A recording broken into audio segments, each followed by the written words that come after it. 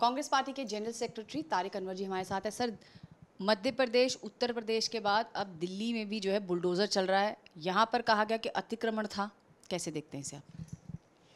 देखिए,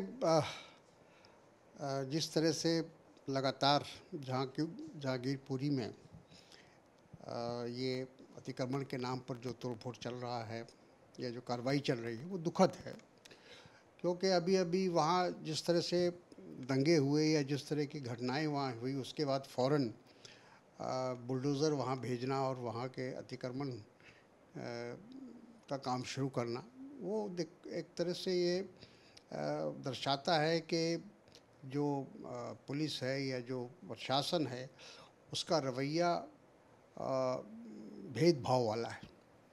और ये दुखद है। जब सुप्रीम कोर्ट ने भी उसका संज्ञान लिया है और सुप्रीम कोर्ट ने उसको स्टे किया है कि आगे ऐसी कोई कार्रवाई नहीं होनी चाहिए, इससे अंदाज़ा लगा सकता है कि मामला कितना गंभीर है।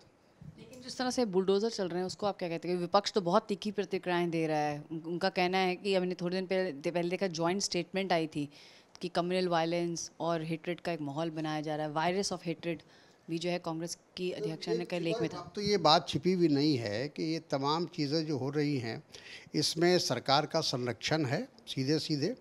और अगर संरक्षण नहीं होता तो एक साथ पूरे देश के अंदर जो एक माहौल को बिगाड़ने की कोशिश की गई है या सांप्रदायिक माहौल बनाने का प्रयास हुआ है, ये एक बैक नहीं हो सकता। ये जब तक के सरकार का संरक्षण नहीं होगा, उसकी सहमति नहीं होगी। और हम इस बात को भी देख रहे हैं कि चाहे गृह मंत्री हों, चाहे प्रधानमंत्री हों, कोई इन तमाम घटनाओं पर उनकी अभी तक कोई प्रतिक्रिया नहीं आई है। सरकार ऐसा क्यों चाहेगी सर? देखिए, सरकार भारतीय जनता पार्टी का तो शुरू से, जब से उसकी पैदाइश हुई है, वो उनका एक ही एजेंडा है, ध्रुवीकरण। और वो जानते हैं कि बिना ध्रुवीकरण के वो इलेक्शन नहीं जीत सकते। चाहे गरीबी का सवाल हो, बेरोज़गारी का सवाल हो, महंगाई का सवाल हो, वो इन सब चीज़ों पर पर्दा डालने की भी एक कोशिश है ताकि लोग इन चीज़ों पर उनका ध्यान न जाए और लोग इसी जो आपसी विवाद है उसमें उलझ कर रह जाए।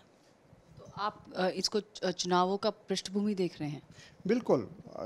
ये चुनाव चाहे कॉरपोरेशन का चुनाव हो या आने वाले विधानसभाओं का चुनाव हो, जो कि 24 तक हमको लगता है कि जब तक लोकसभा का चुनाव नहीं हो जाता तब तक इसी तरह से देश के अंदर एक के बाद एक घटनाएं होती रहेंगी और ध्रुवीकरण का काम जारी रहेगा। सर, यहाँ से थोड़ा सा मसला कि जब पार्टी पे आते हैं तो पीके जो है उनकी एंट्री को लेके आज वीरप्पा मोइली जी ने कहा कि जो भी उनकी एंट्री को कांग्रेस में लेके कुछ बोल रहा है वो एंटी रिफॉर्म्स के खिलाफ है। इसके साथ साथ अशोक गहलोत जी ने भी कहा है कि वो बहुत बड़ा, प्रशांत किशोर एक बहुत बड़ा ब्रांड है। आप किस तरह देखते हैं इसे? आप भी जनरल सेक्रेटरी। ये तो प्रूफ हो चुका है कि वो एक अच्छे स्ट्रेटजिस्ट है।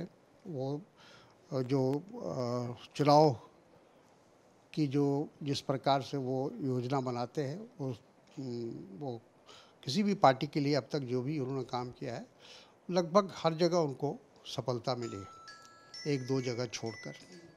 तो आज अगर वो कांग्रेस में आना चाहते हैं या कांग्रेस की मदद करना चाहते हैं तो कांग्रेस पार्टी उस पर विचार कर रही है और हमको लगता है कि 10 हफ्ते 10 दिन के अंदर ये फैसला हो जाएगा। आपने बीजेपी को तो एलिगेशन लगा दिया कि 2024 तक पोलराइजेशन करेंगे। कांग्रेस की क्या रणनीति रहेगी?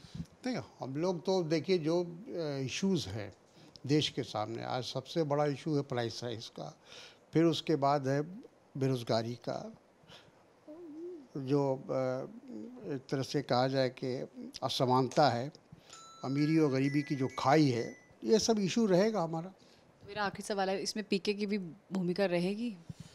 बिल्कुल, अगर पीके हमारे साथ आएंगे तो उनकी भी बात या उनकी जो राय होगी, उनका जो मशवरा होगा, पार्टी उस पर विचार करेगी। तो ये थे तारिक अनवर जी हमसे बात करते हुए। कैंपस अश्विनी हेलन के साथ मैं सुप्रिया भारद्वाज, आज तक दिल्ली।